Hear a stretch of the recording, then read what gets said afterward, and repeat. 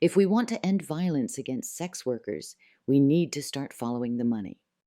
For decades, billions in public and private funding have flowed into systems that cause more harm.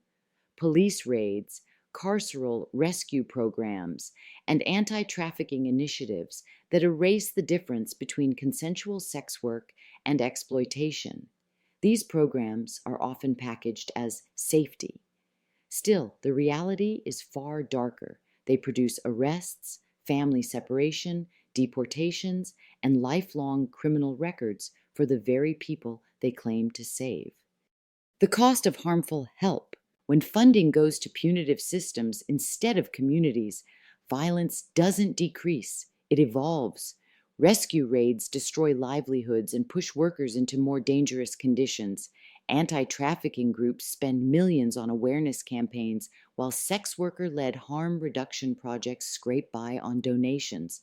Law enforcement agencies receive grants to combat exploitation, while survivors and peer organizations are denied basic operating support. This is not just a funding gap, it's a moral failure. When we fund policing, we're financing the fear. When we fund incarceration, we're funding trauma. When we fund rescue programs that operate without consent, we're the funding violence in another name, betrayal.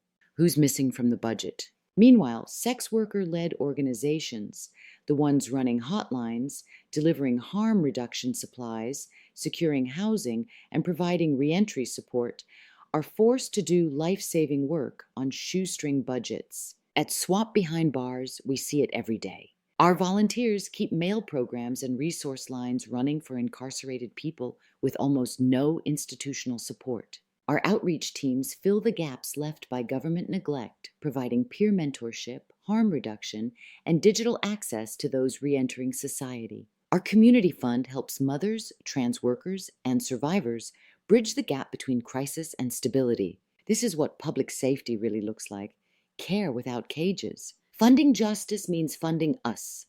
If you genuinely want to fund safety, fund sex workers. Fund the people living at the intersection of stigma and survival who already know what works.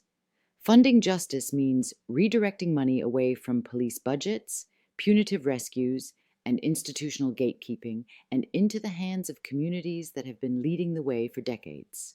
Every dollar that goes to carceral systems is a dollar not spent on prevention, housing, healthcare, or education. When funders ignore us, they fund violence by default. When they support us, they invest in survival, dignity, and systemic change. A call for accountability.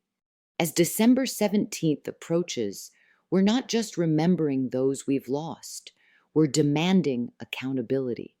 Philanthropy, government, and community donors must stop writing blank checks to systems of punishment and start investing in liberation. Stop funding rescue that doesn't listen. Stop funding shame. Start funding rights. Start funding care. Start funding people. Every grant, every budget, every donation is a choice. Make yours count. Direct your support where it matters. Donate to sex worker-led organizations today.